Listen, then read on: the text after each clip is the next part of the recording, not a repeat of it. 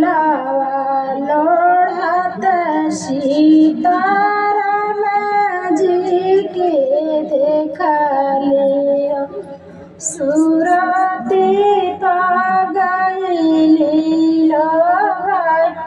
फुलावा लोढ़त सीताराम जी के देखलियो सुरती पागली लोहाय हम तुमसे ब्याह करब रघुनंदन मांगिया जे सिंदूर से भार सीता के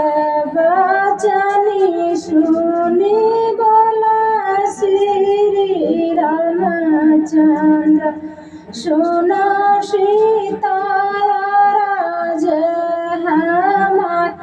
हमारे ही संगे सीता सुख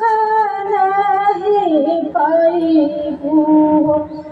हमारो लिखला बनवास सासू जी के तेजाबू ससुर जी के तेजाबू तेजी देबुआ वादापुर की राज त्रेता में मोरे संगे सुख नहीं पाईबू हमारो लिखला बनवास द्वापर में बनिया सीता वृषभान दुलारी हमहु बनब नंदलाल रास रचवल जाई कुंज गलिया बीच सब सखियन जी के साथ कदम के डाढ़ी बैठी बंसिया बजैबा